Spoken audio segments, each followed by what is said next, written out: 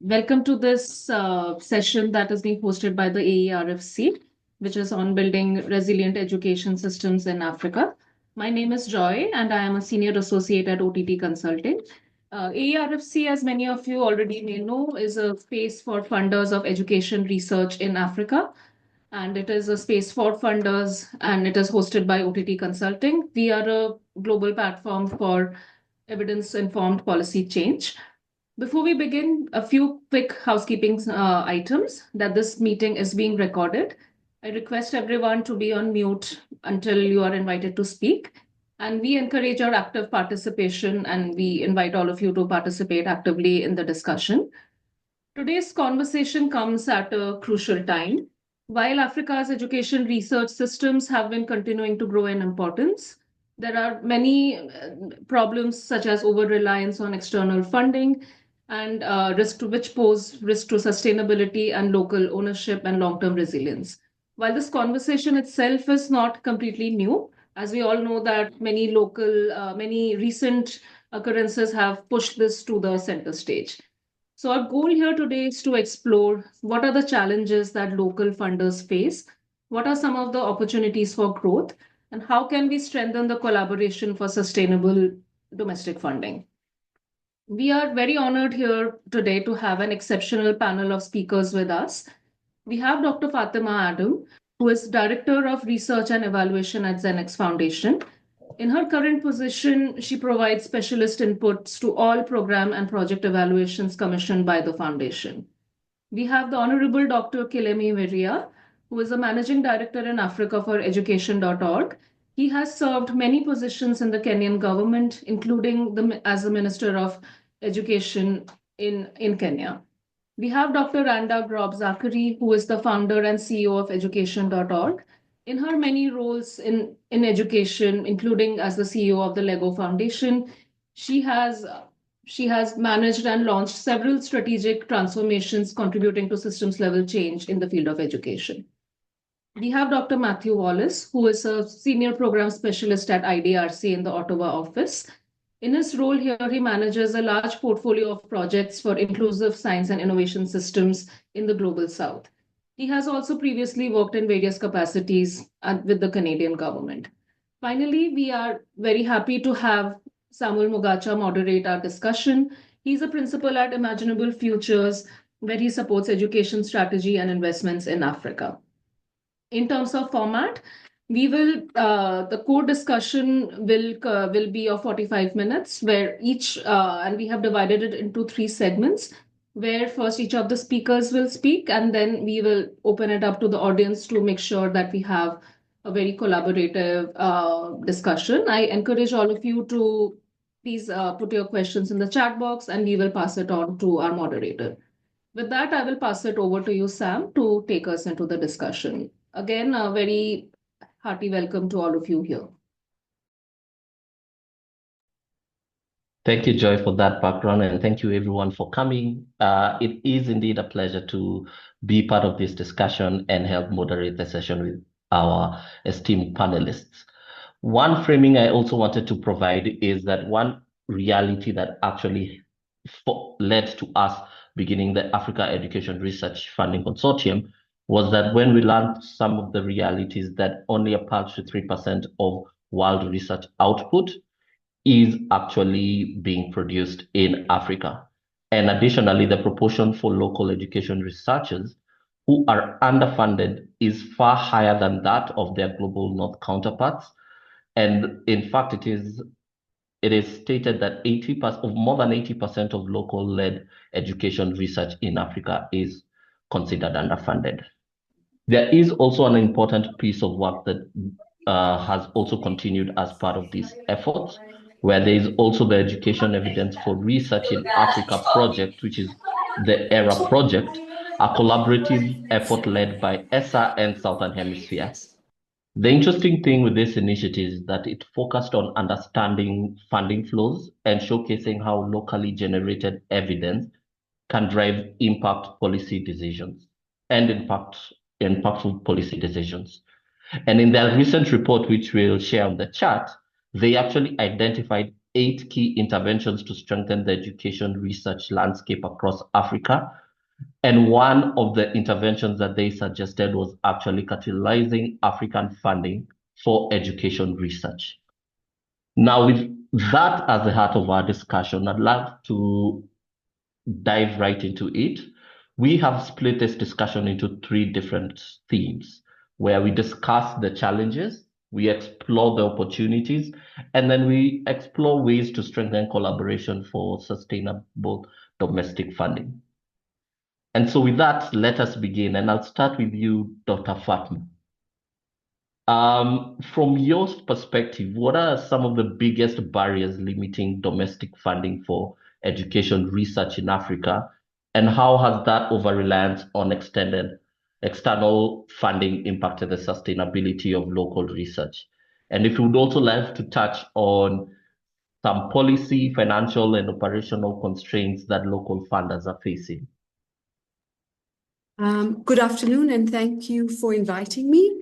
Let me start by saying that I work for Zenex Foundation, and we work only in South Africa. So I don't want to make my case sound bigger than it is, and I'll give you some of the experiences that we've encountered in the country in terms of the sort of barriers and limitations of domestic funding for education research. So the first issue is that, in my mind, it's basically local donors are faced with so many urgent education needs in the country that they don't seem as willing to fund research as they are the other urgent needs on the ground. So, for example, you probably get, it's probably easier to get funding support for a learner support program or a teacher training program or school libraries rather than research. So for many donors, including corporate social investment donors, it is regarded as a better use of funding because it benefits communities, these interventions or projects with immediately realizable in their minds, immediately realizable outcomes, such as, tutor programs, etc., seem to have a greater traction. They're more sexy, but they're also far more urgent. The nutrition schemes, all of those elements would probably attract funders far more easily than research. Donors prefer funding more tangible outcomes that have a direct bearing on the sector. So they're happy to fund improvement in mathematics outcomes because they can see the links to skills development and the workplaces, etc. They review research as far removed from practice, and they don't see it as having tangible, important outcomes all the time. And I think that's historical. So they've always understood that the links between research, policy, and practices are tenuous. And arguably, those relationships are quite complex and nonlinear.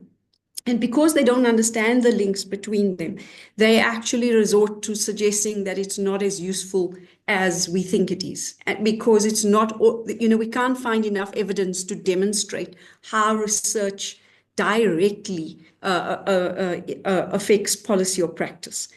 Although I must say that as we get maturer, we're getting better at being able to demonstrate some of those relationships. And as we do so, we'll increase interest in funding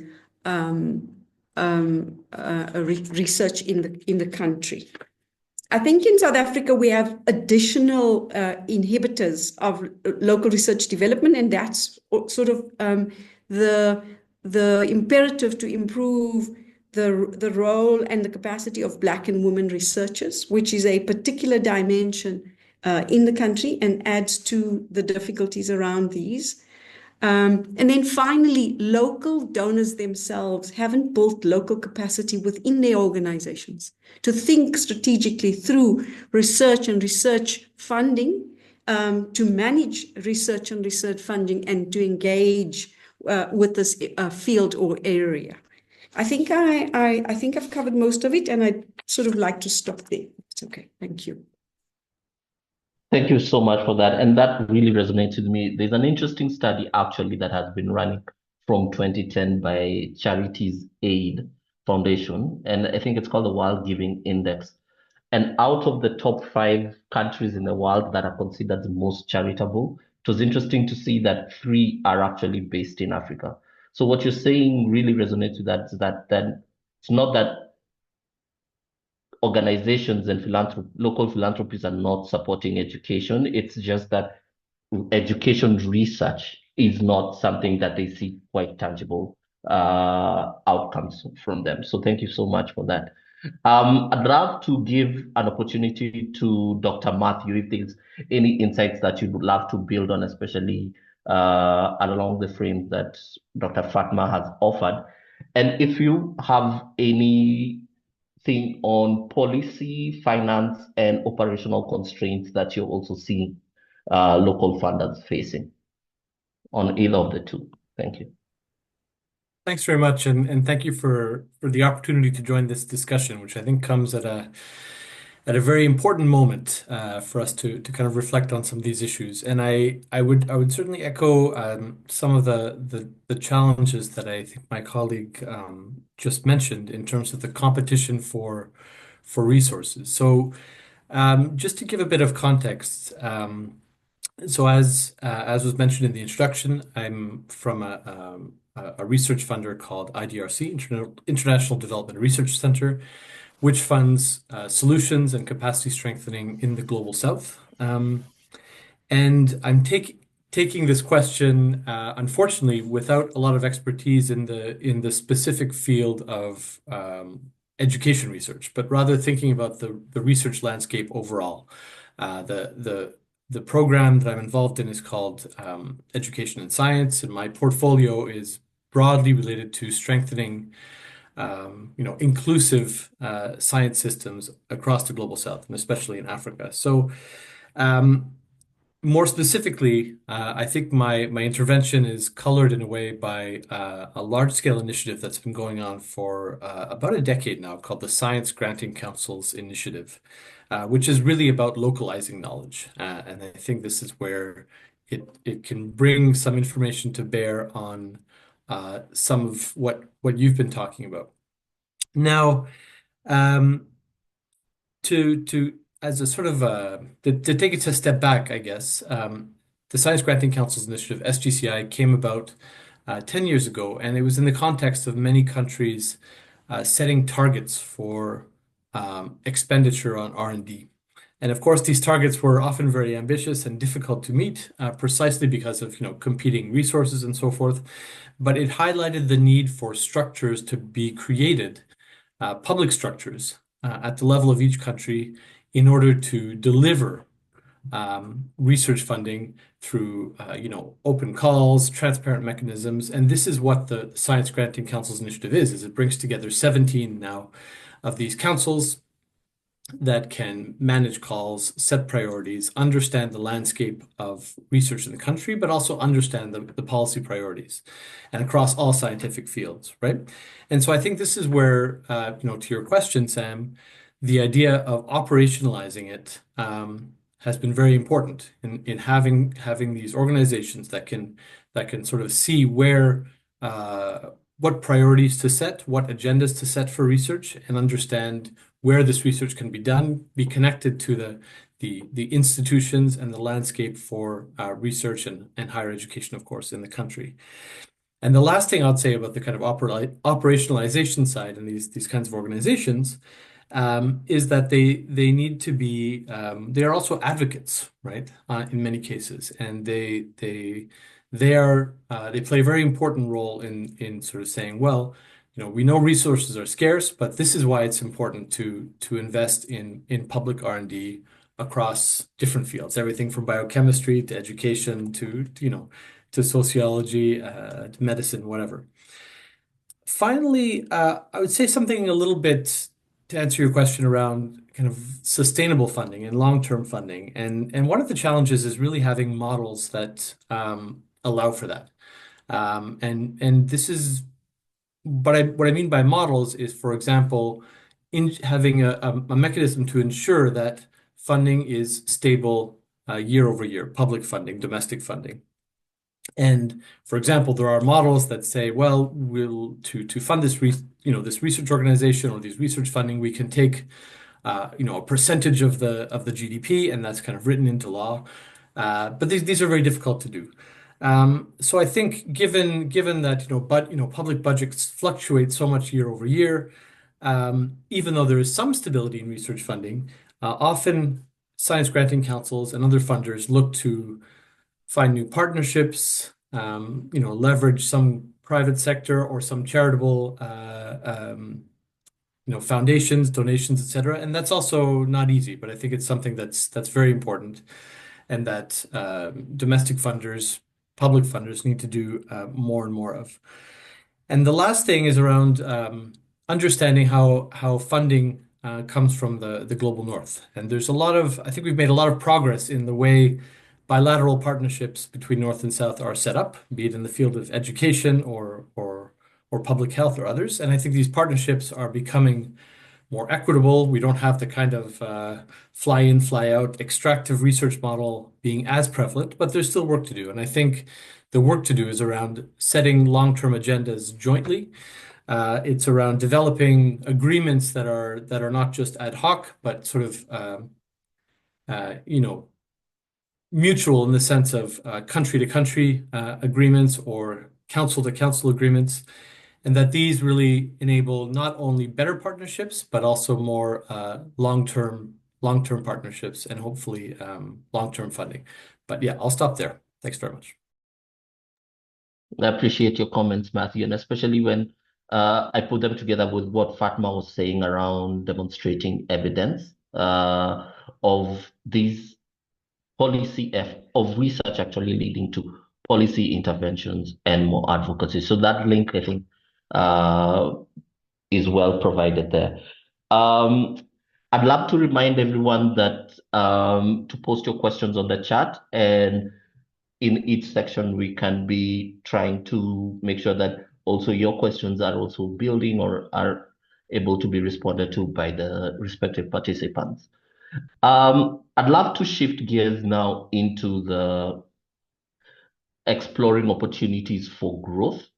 And here I'd love to invite Dr. Randa in responding to this question around, or this theme, where do you see the greatest potential for actually expanding domestic funding sources, and how can private sector, philanthropic organizations, and local governments work together to strengthen and sustain funding for education research in Africa? Thank you so much, Sam. I'm going to start, and then I'm going to have the honor of introducing my wonderful colleague, Dr. Kilemi Mwiria. And I just want to first give you the headline. There are going to be 3 key levers that I share, which is old evidence, new synergy, and better storytelling. These are the 3 things I'm going to share before I turn it over to Kilemi, who will share more about his experience with governments. So for those, first of all, who don't know us, education.org is a relatively young organization. So just to start this out by letting you know, we help governments improve learning outcomes by distilling complex evidence, mostly local evidence, into actionable insights and accompany them and program leaders to drive innovations at scale. And just for example, our flagship guidance on accelerated education programs is estimated to be impacting up to 2.3 million students and growing. So I come just from a base of having seen the value of local evidence really being brought to bear on policy and program improvements together with my colleague Kilemi. And we're really happy to be here today because the 5 recommendations of the consortium really align well with the work we're doing too. So thank you for asking us to be part of this conversation. Now, these 3 areas I mentioned, old evidence, new synergy, better storytelling. Old evidence, let's just talk about this for a minute. It might feel out of place at this conversation where we're supposed to be talking about mobilizing funding for new research. But the point we want to share here is, in our work, being a young and humble organization, in our work, we've been really committed to equity in evidence, which means finding the most relevant evidence wherever it is, also to accelerate learning across borders. And in that work over the last 2 years, for almost any major theme that deals with the hardest to reach students, we see 60 to 80% of quality evidence unpublished. that means it hasn't been in journals, in the traditional channels that are used. And that's a challenge, but it's also exciting because we know there is so much known out there that isn't used yet. And so we would just provoke this conversation by saying, of course, we know funding for new research is critical. But if it's not accompanied by investment in using what's there already or making sure new research is used when it's created, this is something we need to think about carefully in the sector. And we just think those conversations are best had together to make sure that the most critical questions really represent the best evidence that's out there. And also because our field has prioritized evidence creation over curation, there's this vast pool of untapped insights could really be unlocked in this opportunity when we talk about new pools of resources for new research.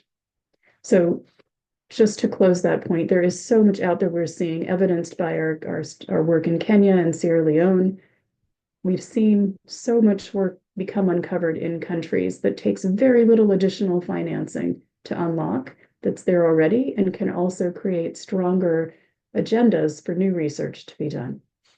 If I shift briefly to another opportunity about new synergies, this we've also seen lightly in our work. Others may comment when we have the open Q&A, with academia and with businesses. So with academia, we've seen a real opportunity to reframe relationships between institutions of higher education, academic research in general, and ministries of education. So in our experience, we've seen wonderful relationships, very friendly, very engaged, but not necessarily functional or strategically driven. And so that is, again, an opportunity with little infusion of additional work. There might be, it's certainly, I'm not saying something that could be the case everywhere, but in some places, we can certainly see just matching agendas, which is also in donors' interest too, making sure that there is really a functional dialogue and cyclical relationship between ministries, their most pressing needs, what academia and civil society is working on, and ensuring that there's really the best value created for every new dollar spent within research. And we also know that academics, researchers in general, of course, they want their work to be used. The more that it can impact children and young people, the better. So this is also something we've seen on a small scale in some of our field work. And then finally, with businesses, businesses are the beneficiaries ultimately of a well-educated and also a well-principled workforce. It's not just about skills. And we think perhaps this is another silver lining in this moment to reconsider, how does business contribute to investing in new research and also using what's there?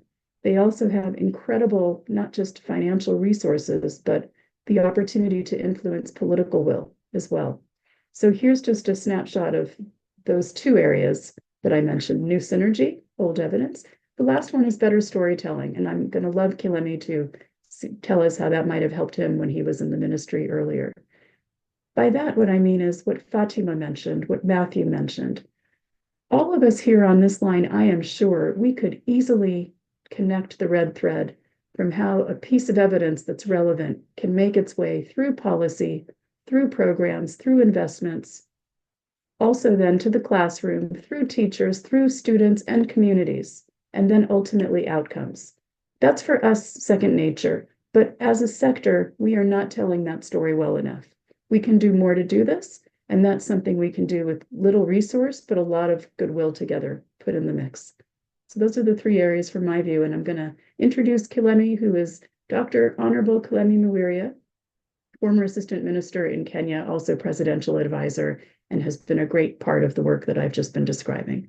Kilemi, would love to hear your experiences and reflections on this topic. Thank you, Randa, and thank you, previous speakers. I am going to talk, from 3 points perspectives. One, as a former researcher myself in the university. Secondly, as a politician and policy maker, and thirdly, as a member of the Education.org team, from the experience I've gained the last 2.5 years working doing the work of Education.org. I'll react to some of the issues that came up regarding the key challenges. And first, I'd like to say, if we, the first opportunity for me is to begin by improving awareness of the value of research as a way of getting government to put more into research and to utilize put money in the, building the capacity of policy leaders. In collaboration, of course, with organizations like Education.org that are supporting, this capacity building in countries like Kenya, Uganda, and Sierra Leone. And, there are two types of problems that research can resolve in the continent.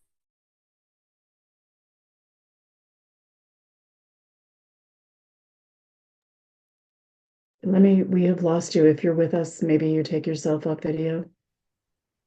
It is already available. What is it that we know? What is available out there, but that may not be accessible to policy leaders to be able to use it. Secondly, is related to what Randa is saying. We do a lot of research. We put a lot of donor money into research in Africa. Yet there is a lot of locally generated and published knowledge, including traditional knowledge in the areas of education and others, that is not utilized. It's not utilized because it's not been put out there, it's not been published, and it's not been disseminated. Thanks to the work that we are doing with Education.org, we found that this is greatly appreciated even by deans of faculties of universities who are telling us this would be a great way of ensuring that the thousands of unpublished works, from master's dissertations and PhDs and so on, is a way of evaluating the quality and bringing out there. We would have a lot more than we actually believe we have, and would lead to less repetition.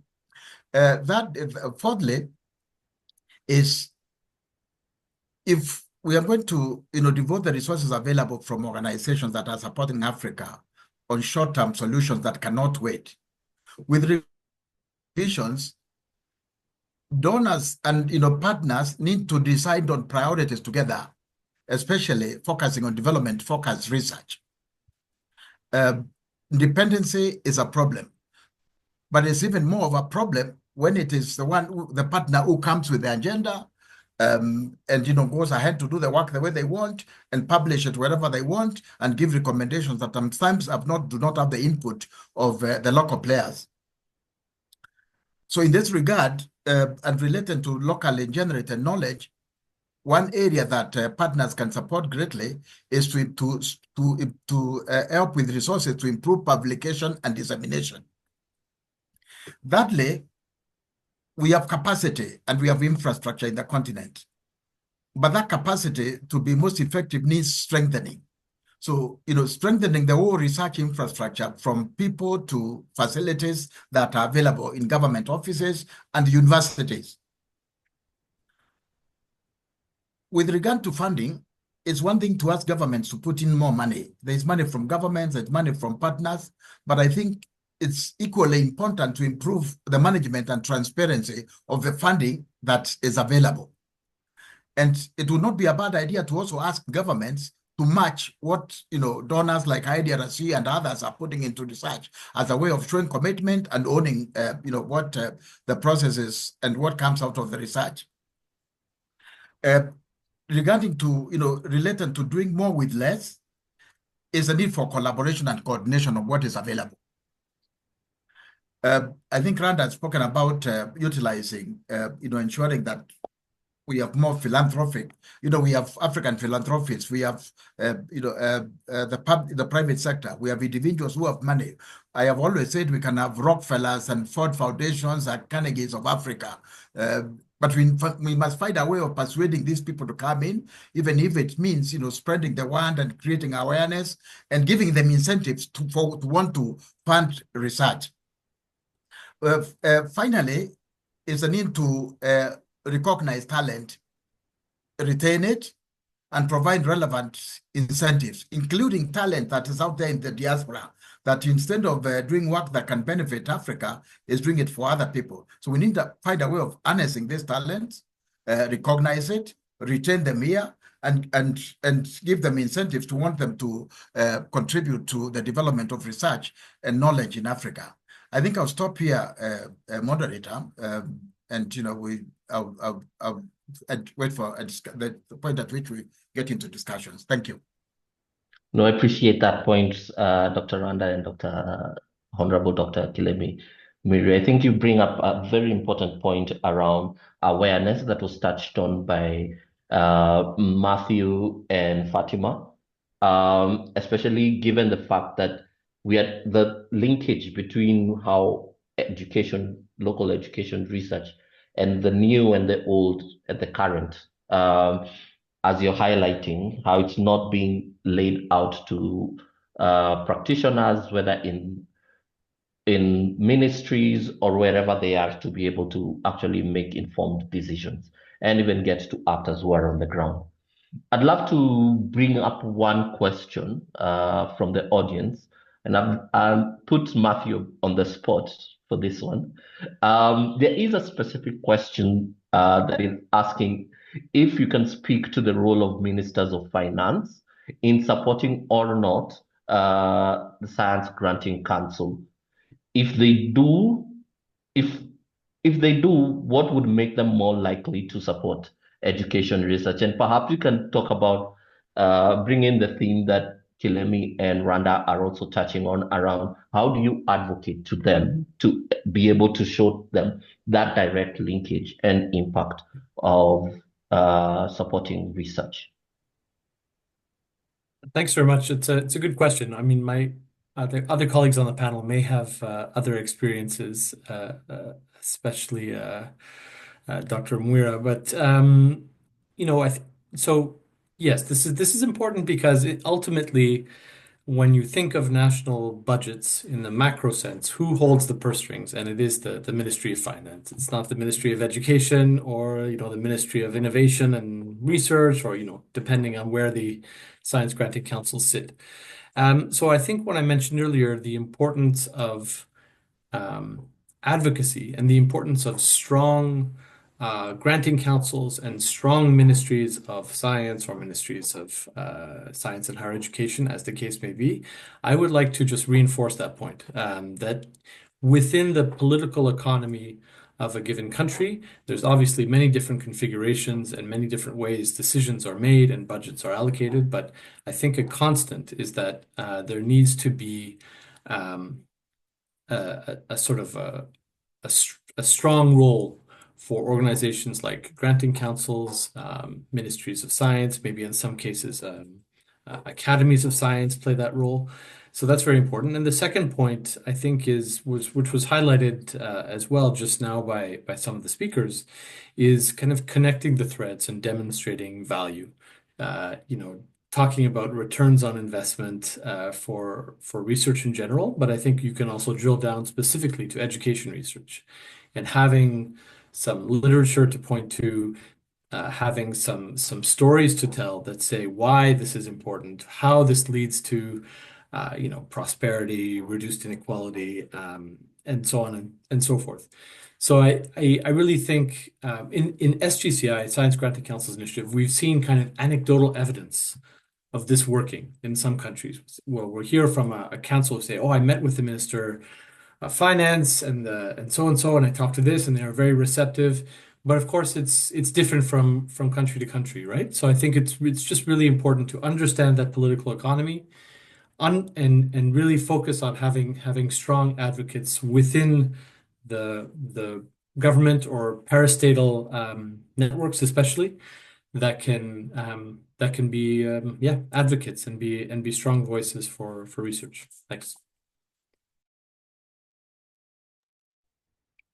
I appreciate that, Matthew, especially it made me think about the dissemination point that was brought up, and how when you advocate, there's also the bottom layer of advocacy where you're actually with the population itself, with the teachers, with the parents, with the educators who are there actually implementing this. And if they know, then they're able also to support the narrative that you're also going with to the political class. I wanted to move into strengthening collaboration for sustainable domestic funding. And I appreciate that all of you panelists have actually touched on this, but I wanted to give you a chance maybe in the next 2 minutes, if there's any point that 2 minutes each if there's any point that you wanted to stress and reiterate, especially around how local and global funders can collaborate effectively to support African-led priorities. Because here there's a point on, it's, as Dr.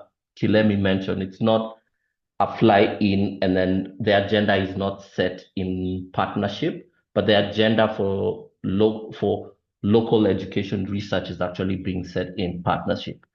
So are there any successful models of sustained domestic funding and collective building with global funders that you're able to speak to or stress to around this theme? I'll start with Dr. Fatima, if you have anything to add or build from that.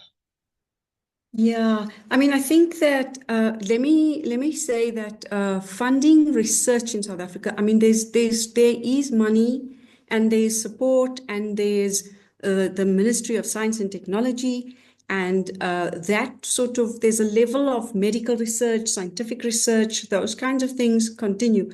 I think the one that's severely undermined is actually education research. So when you talk education research, those big sort of bodies don't focus on education research in the same way. And it would take, I think, sort of international partners, global funders who have history and experience in doing this kind of work.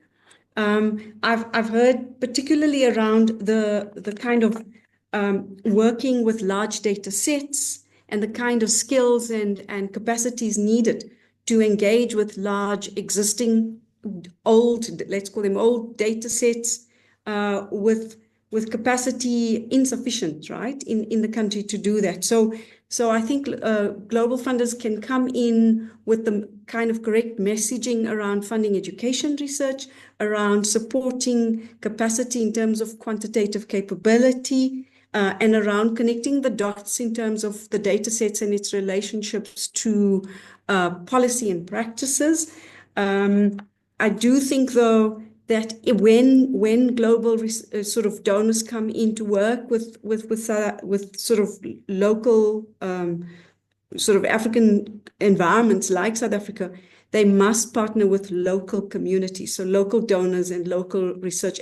It must kind of be led by local institutions, local agencies, and local donor agencies, because that then results in a better traction for success when both those communities bring their strengths to bear on the problem. And we've had partnerships with both the What Works Hub and the World Bank, which resulted in some good sort of outcomes with the sort of that kind of partnerships. Thanks.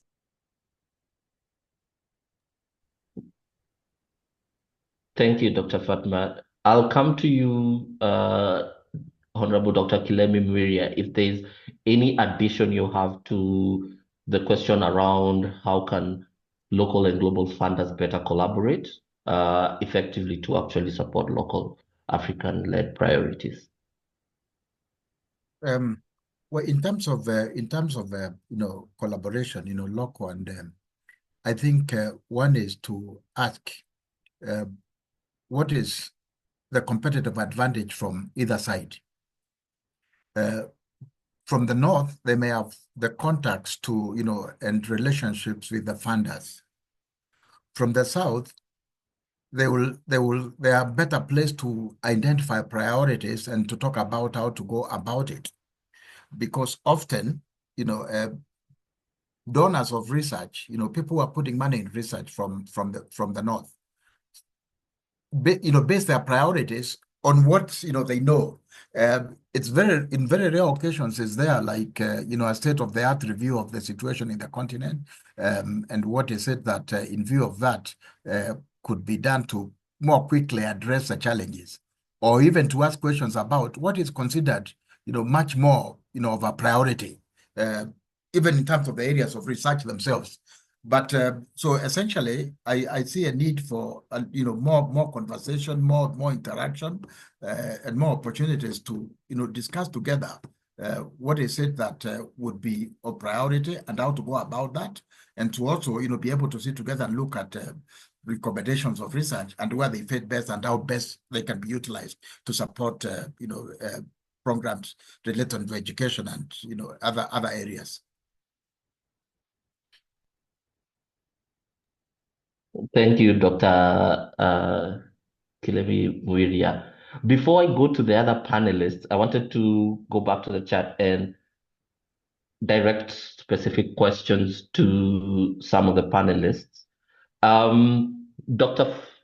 Fatima, there's a specific question here around, does your foundation channel foreign funds locally, and any lessons from that experience, especially as it relates to this partnership with Global North and South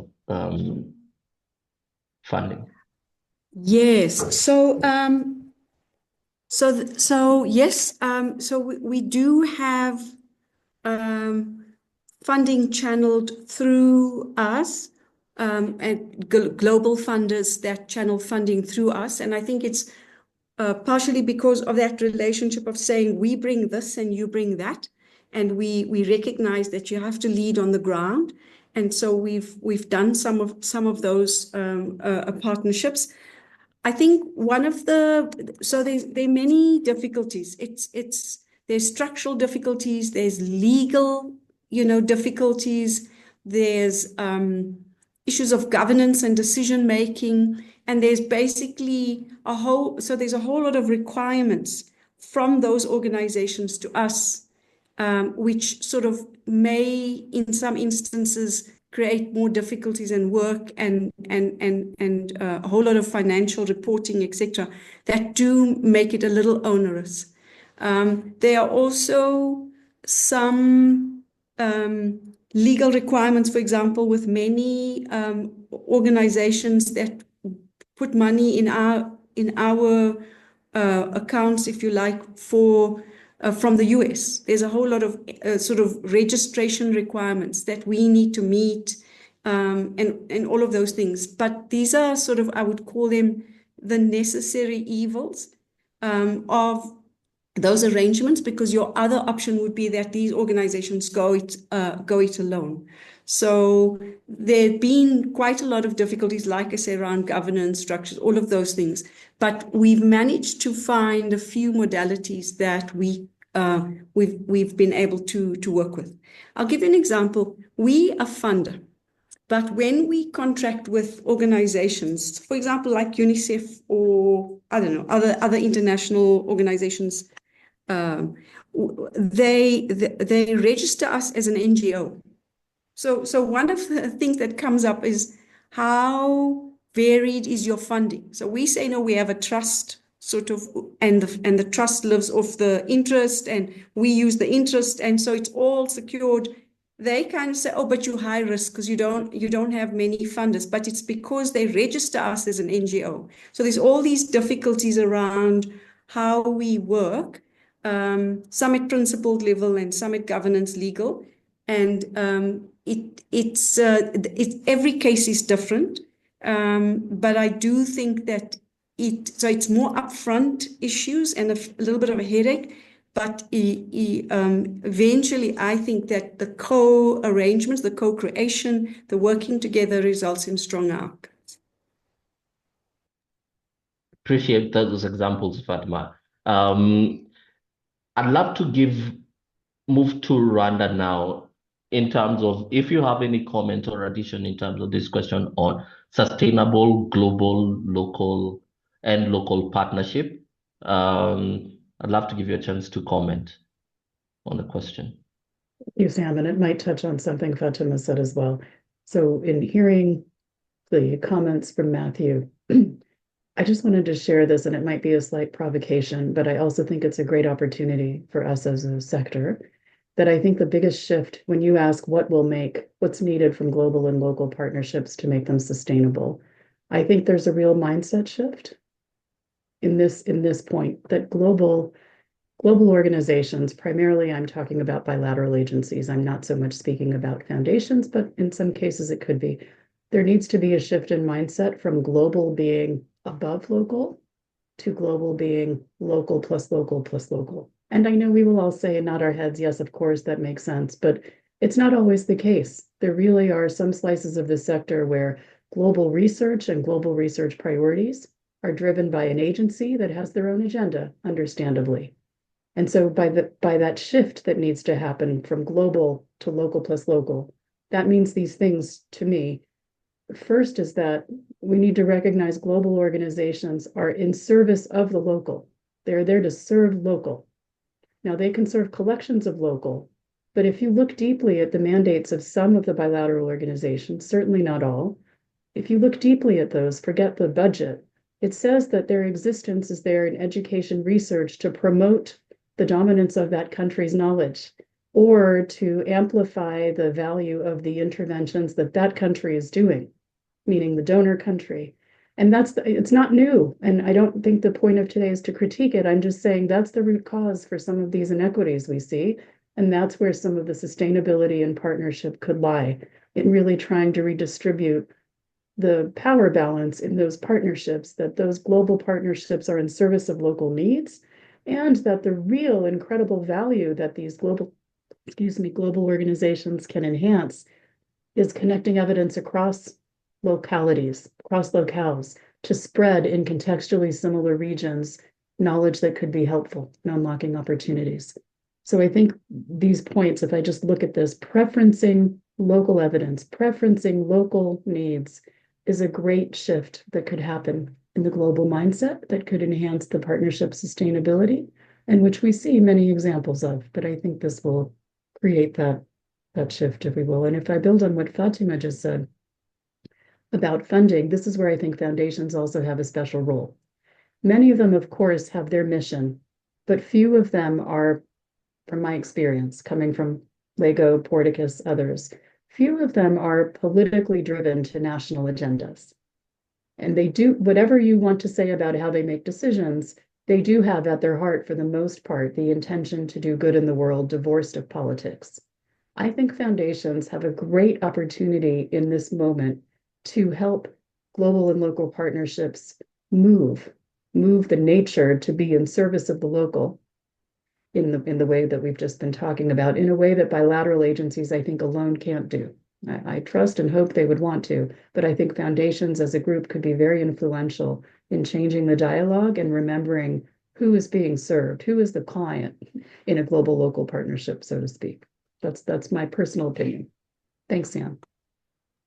No, I appreciate it, and thank you for that provocation, that there is an underlying mindset sometimes with these global philanthropic organizations that are actually creating some of the inequities that we are seeing with this local education research. I'd love to raise one last question before we wrap it up, and this one is a question from Priscilla from Oxford Policy Management Education Practice. And it's directed to Matthew, that you mentioned that one of the ways we can strengthen domestic funding is by, for instance, having governments commit a certain percentage of GDP, say, to education research. And Priscilla is curious, do we have any countries that have been able to achieve this, where you've seen it actually coming to life? Yeah, very good question. The short answer is, for education research specifically, I've not seen that. But the indirect answer is that yes, this happens a lot in the following way. One, you can have a policy target that says we're going to spend 1%, 0.5%, whatever, of GDP on research, and a good chunk of that is often public research. And so that then translates into, for example, a Science Granting Council having, for example, $1 billion to allocate. And typically, they would understand that within that $1 billion, a certain percentage would go to education research, for example, or a certain percentage goes to social science, to economics, to whatever. So, of course, this is never written down in law. But it sort of underscores the importance both of having sort of R&D investment targets and also highlighting the value of different disciplines, different fields, different sectors within that research target. Another mechanism that's kind of interesting is when the funding for research comes directly from a portion of the government revenue. So not just an R&D expenditure per GDP target. For example, in the case of the state of Sao Paulo in Brazil, there's a portion of tax revenue that goes directly to research. So it is a very stable mechanism, and this is fairly uncommon both in the north and south, but it does exist in a few places. And just the last point, I really appreciated the last comment on kind of shifting the mindset, and I think this is really very important for bilateral donors to realize and to really reflect on, and IDRC of course is included in that. And one aspect that I think we've been reflecting on in the context of working with national funders, science granting councils, is the need to not go around them. So not just have kind of a one-off grant or one-off consultancy to, an NGO or a researcher in a given country, but really kind of engage in the agenda setting. And an example we have right now is we're trying to launch some calls in the field of global health, but where the funds, as opposed to saying we want a very specific research on malaria prevention in rural areas, for example, we would say, okay, we need to improve health systems. Why don't we fund the domestic granting council, and they can set a specific priority that's more aligned with the need and more aligned with the capacity in country. So there's a kind of trade-off, of course, with efficiency that isn't something to be considered, but I think it's really worth having that discussion and thinking about what does it really mean to localize knowledge and to prioritize local solutions in a more fundamental way. Yeah. And I see Enrique has just posted in the chat. So some of those big targets, this does include private sector, but it's part of the kind of the suite of tools that the government uses to fund research, whether it's private sector funding things in-house, like within a company, or funding things through granting councils. I think having those kind of high-level targets is important, and then figuring out the mechanisms to actually deliver on it. Thanks. Thank you so much, Matthew. And in the last 5 minutes, I wanted to give a lot of gratitude to the OTT team and my esteemed panelists for the great insights that they have shared. And for me, just to summarize a few takeaways that I've had is, one of them is actually the importance of sustainable research funding and how Africa should actually move away from this short-term donor-driven funding to long-term policy-anchored domestic investments with governments matching donor contribution. And underneath this, there is the advocacy piece, where we must be able to craft that narrative very well around how research is important and is directly driving into outcomes. Because while it's not a straight line, given that like building a school, like sponsoring students, like sponsoring math learning, we do see the importance of research from our view in terms of actually driving these outcomes. And also I love the point from education.org around existing research, that a significant portion of research actually remains unpublished. I think the stat that you shared, Randa, was 60 to 80% is actually not published, and it's not being disseminated, but it exists and it's underutilized. It's not disseminated as much. So there's a need to curate and disseminate and apply locally generated knowledge effectively, and actually elevate it to a point where it is actually being seen by other global north funders and bilaterals, that they can contribute, that it's not just enough, that we are not saying it only has to be done by Africans. We are saying it needs to be done by, with, and for Africans. So how do we really create that partnership? And then also I love the point around strengthening public and private collaboration. And I love the examples that you've shared with us, Matthew, around the example in Sao Paulo, where it is actually coming together to showcase that public-private collaboration, and the examples around establishing national research councils, and how do we improve that infrastructure and engage more businesses that can create more sustainable funding models and research partnerships.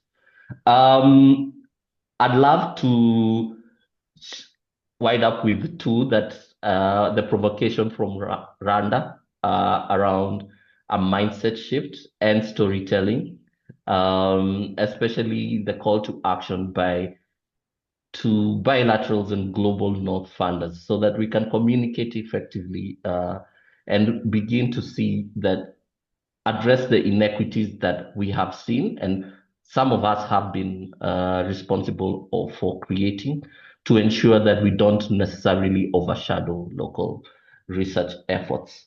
And not to mention the structural barriers in terms of legal, bureaucratic hurdles that make it difficult to channel funding. And I'd love to wind it up by just re-emphasizing one of the key themes that emerged from the initial research that brought this work together is that local research organizations are not actually being capacitated with the resources that they need to drive their own agenda as an organization.